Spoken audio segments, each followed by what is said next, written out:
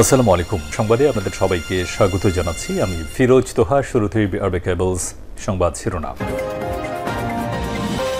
পুরোদমে Iran Israel ভয়াবহ যুদ্ধ চলছে, আর এই মুহূর্তে আমাদের হাতে এসে পৌঁছেছে যুদ্ধের সবথেকে গুরুত্বপূর্ণ সর্বশেষ তাজা গুরুত্বপূর্ণ আপডেট সংবাদ। প্রথমেই জানাবো, ইরানের মুহুর্মুহুর হামলায় আবারও কেঁপে উঠল দখলদার ইসরায়েলের হাইপা সহ বেশ কিছু অঞ্চল।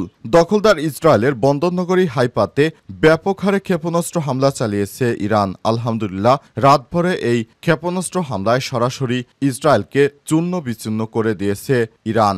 দখলদার ইসরায়েলি বাহিনীকে এবার ব্যাপক শিক্ষা দিয়েছে ইরান। এরপর জানাবো, দখলদার ইসরায়েলের প্রধানমন্ত্রী বেঞ্জামিন নেতানিয়াহুর বাড়ি লক্ষ্য করে 50টি ব্যালিস্টিক ক্ষেপণাস্ত্র হামলা। ইসরায়েলের প্রধানমন্ত্রী বেঞ্জামিন নেতানিয়াহুর বাড়ি লক্ষ্য করে ব্যাপক ক্ষেপণাস্ত্র হামলা চালিয়েছে ইরান। বাড়িটি লক্ষ্য করে 50টির বেশি ক্ষেপণাস্ত্র আঘাত করেছে খবর দ্য ইকোনমিক টাইমসের। এতে দখলদার ইসরায়েলের প্রধানমন্ত্রী এখন তার দম যায় যায় অবস্থা। এদিকে কেন্দ্রীয় ইসরায়েলে ইরানের ব্যাপক ক্ষেপণাস্ত্র হামলা। আলহামদুলিল্লাহ, এবার দখলদার ইসরায়েলের কেন্দ্রীয় ইসরায়েলে পেটা টিকবা নামক একটি ভবনে ব্যাপক ক্ষেপণাস্ত্র হামলা চালিয়ে ধসিয়ে দিয়েছে সেই ভবনটি। এবারে জানাবো, খামেনিকে হত্যার বিষয় কোনো আলাপই হয়নি বলছে নেতানিয়াহু। ইরানের সর্বোচ্চ ধর্মীয় নেতা আয়াতুল্লাহ আলী খামেনিকে হত্যার পরিকল্পনা নিয়ে মুখ খুলেছে ইসরায়েলের প্রধানমন্ত্রী বেঞ্জামিন নেতানিয়াহু। তিনি বলেছেন, কখনো আলাপই হয়নি, এখন অনেক বিষয় নিয়ে খবর প্রকাশ করা হয়েছে, আমি সেসব বিষয় কিছু বলতে চাই না। খবর রয়টার্সের। এবং সর্বশেষ জানাবো, বিএনপির দুই গ্রুপের সংঘর্ষ, ওয়ার্ড বিএনপির হাতের কবজি কেটে নিয়ে গেল অপরপক্ষ। ভোলার বোরহানুদ্দিনে বিএনপির দুই গ্রুপের সংঘর্ষে ওয়ার্ড বিএনপির সভাপতি আনিসুর রহমানের বাম হাতের কবজি কেটে ফেলেছে প্রতিপক্ষ। এ সময় আরও বেশ কয়েকজন গুরুতর আহত হয়েছে। বিএনপি ক্ষমতায় আসার আগেই তাদের নেতাকর্মীরাই তাদের কাছে নিরাপদ নয়, তাহলে সাধারণ মানুষ কিভাবে তাদের কাছে নিরাপদে থাকবে? এটি এখন প্রশ্নের বিষয়। প্রিয় দর্শক, এতক্ষণ শুনছিলেন সংবাদ শিরোনাম, এবারে বিস্তারিত। তবে তার আগে বন্ধুরা, অনুরোধ থাকবে এই সংবাদটিতে একটি লাইক দিন। এই চ্যানেলে আপনি নতুন হয়ে থাকলে আমাদের সংবাদটি দেখতে দেখতে চ্যানেলটি সাবস্ক্রাইব করে রাখুন। কমেন্ট করে বন্ধুরা আপনার মূল্যবান মতামত জানিয়ে দিন আপনি বিশ্বের কোন দেশ থেকে বা বাংলাদেশের কোন স্থান থেকে আমাদের সংবাদটি দেখছেন এবং শুনছেন। আর বন্ধুরা, ইরান ইসরায়েল যুদ্ধে আপনি কোন দেশকে সমর্থন করেন কমেন্ট করে জানিয়ে দিন। এবারে বিস্তারিত। ইরানের মুহুর্মুহুর হামলায় আবারও কেঁপে উঠল দখলদার ইসরায়েল। দখলদার ইসরায়েলের বন্দরনগরী হাইফাতে আবারও ব্যাপক ক্ষেপণাস্ত্র হামলা চালিয়েছে ইরান।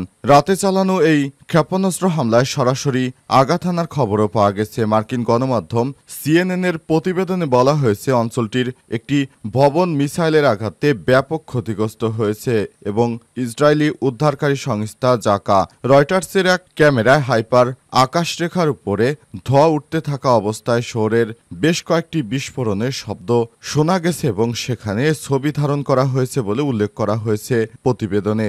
ইসরায়েলি ফায়ার ও রেস্কিউ সার্ভিস জানিয়েছে, একটি ভবনে সরাসরি মিসাইল আঘাত হানার খবর পাওয়া গেছে। সংস্থাটি জানিয়েছে এটি একটি আবাসিক ভবন। তাদের উদ্ধারকারীরা এখনও ঘটনাস্থলে রয়েছে।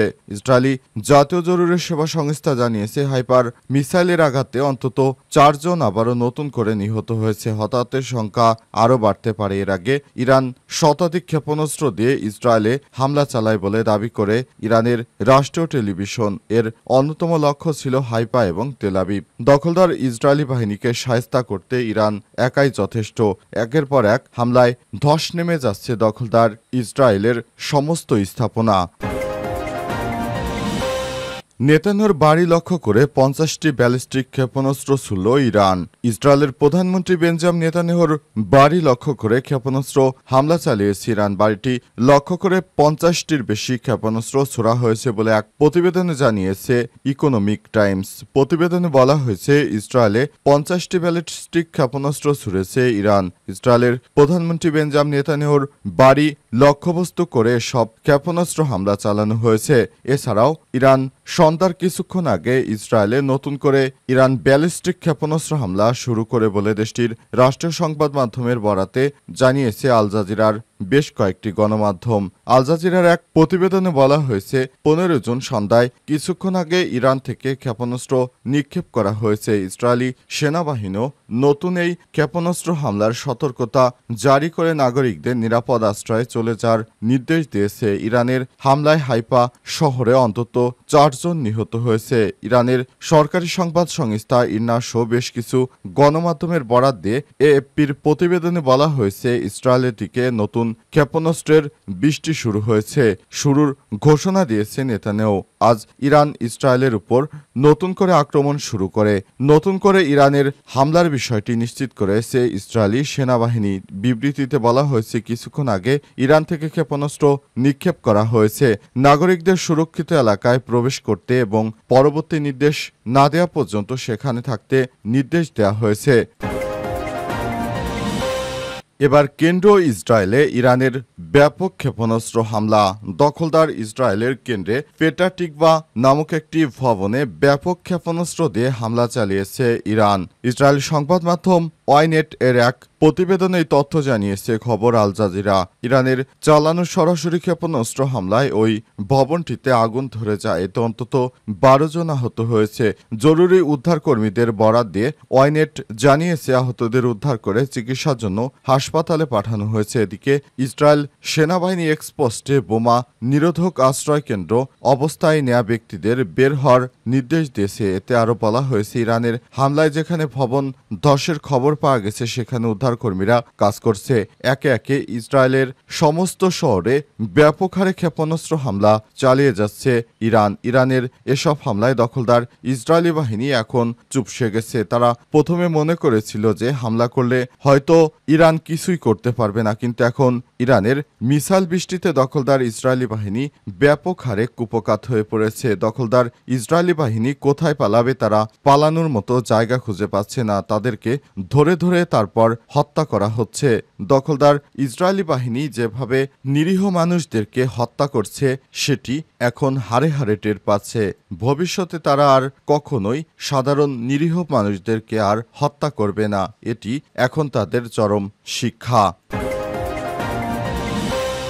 বিএনপির দুই গ্রুপের সংঘর্ষ, বিএনপির ওয়ার্ড সভাপতির হাতের কবজি কর্তন। ভোলায় বোরহানুদ্দিনে বিএনপির দুই পক্ষের সংঘর্ষে বিএনপির ওয়ার্ড সভাপতি আনিসুর রহমানের বাম হাতের কবজি কেটে নিয়ে গেছে দুর্বৃত্তরা। এ সময় আরও বেশ কয়েকজন আহত হয়েছে।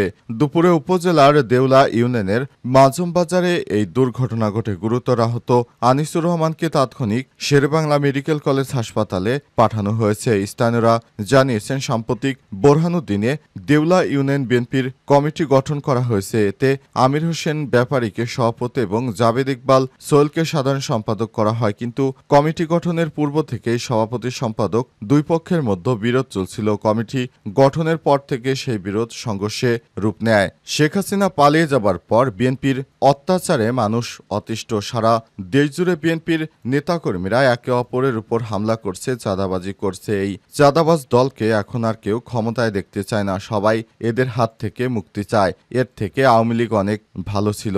এই জঘন্য দলটি এর আগে একবার ক্ষমতায় এসেছিল। তারা তখন একটানা বাংলাদেশকে দুর্নীতিতে চ্যাম্পিয়ন করেছিল। পৃথিবীতে এত রাষ্ট্র থাকতে তারপরও এই বিএনপি নামক দলটি বাংলাদেশকে দুর্নীতিতে চ্যাম্পিয়ন করেছিল, কিন্তু এখন আর সেটি হবে না। এখন সাধারণ মানুষ অনেক সচেতন। বেশ কয়েক মাস ধরে দখলদার বিএনপি বাহিনীর চরিত্র মানুষ হাড়ে হাড়ে টের পেয়েছে। এখন ভোটের মাঠে সাধারণ জনগণ এই বিএনপিকে ত্যাগ করবে এটি মনে করা হচ্ছে, কারণ তাদের যে অন্যায় অনাচার এত পরিমাণ বৃদ্ধি পেয়েছে যে সাধারণ মানুষ থেকে তাদের নেতাকর্মী কেউই তাদের হাত থেকে রক্ষা পাচ্ছে না।